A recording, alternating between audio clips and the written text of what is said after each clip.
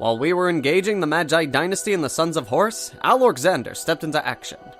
He took his fleet and formed a blockade around the Go-Boost system. It seemed that the Magi's plan was to use the Sons of Horus as well as their own fleet to push us right into it. Seeing this threat, Naldina decided to send her forces to attack the blockade in hopes of finding a weak spot that could be exploited if the need would arise. Reports indicate that this is the most likely place a break through the blockade can be made. Let us see if that is true. Hey, boss, look at this! There's some puny Elder ships coming this way! Well then don't just sit there looking at them, stomp them! The Moon Raider, the Spear of Light, and the Fate Weaver Squadron all moved in on the blockade. Predicting the course that the Orcs would most likely take, the Fate Weaver Squadron launched a salvo of torpedoes on an intercept path.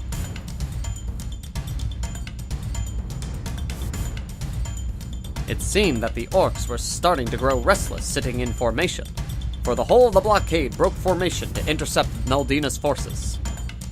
The Orc squadron, known as the Shiny Gits, fired on the Moon Raider. With their combined firepower, they caused the ship's plasma drive to overload and blew the ship to dust. Orc torpedoes then hit the Spear of Light, but thankfully its holofields protected it. And as Naldina's forces tried to move forward, the Spear of Light was bombarded by debris that was left hanging from the Moon Raider's explosion. Hull breach! Atmospheric pressure drop! The Spear of Light then went silent. The Fate Weavers closed in on the Shiny Gits, taking them out with their torpedoes.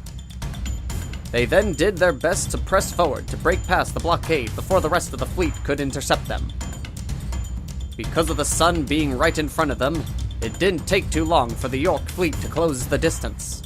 The Tooth Puller Squadron fired on the Fate Weavers, destroying 2 of them. The Red Death then launched its assault boats on the Fate Weaver Squadron. Fate Weavers, disengage! You have no chance at getting past the blockade now. That's right. Run away. Run away like the squishy squigs you are.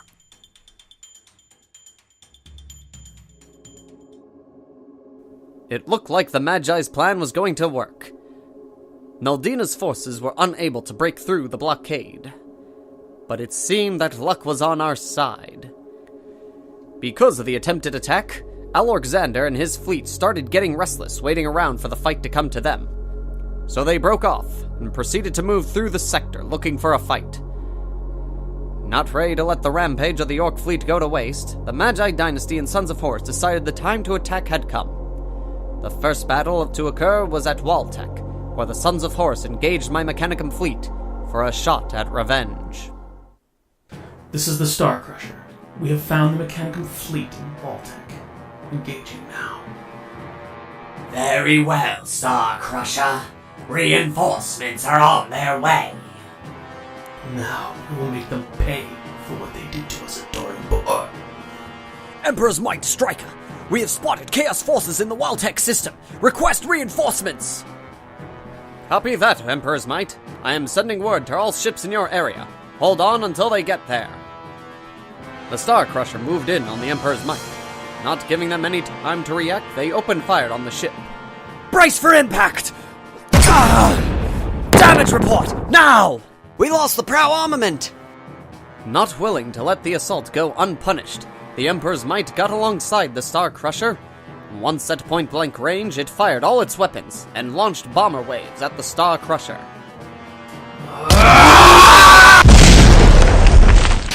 It seemed the Star Crusher's luck had run out. With the bridge destroyed, the captain dead, the crew was in total anarchy. It was at this time the newly formed Headhunters Squadron translated into the system and attempted to give assistance. The remaining officers, if I could call them that, got the crew on the Star Crusher under control and attempted a boarding action. Pull back! Pull!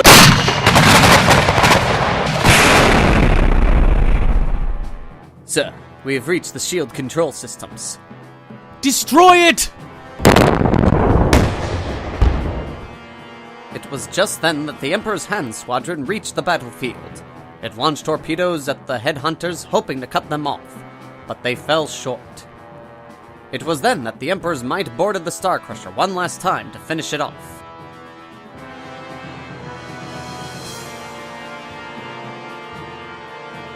The Headhunters moved in on the Emperor's Might and fired upon her. When the hail of lance shots and weapon batteries were done, she was crippled. The Butcher Squadron then translated in and came up on the Emperor's Hand Squadron.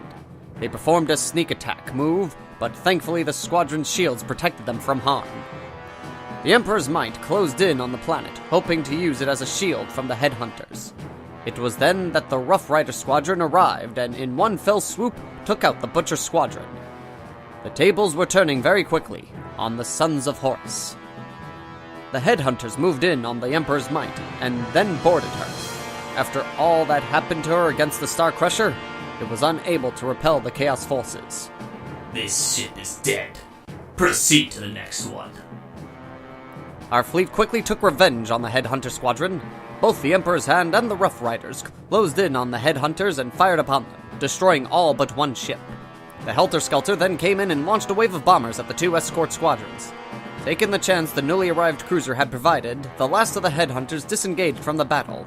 Thankfully, the Justice arrived, and upon its arrival it fired the Nova Cannon at the Helter Skelter.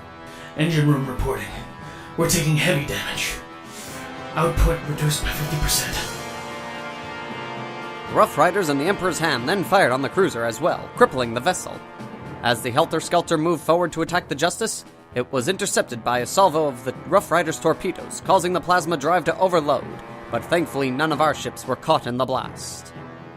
This is the Justice. All threats have been neutralized.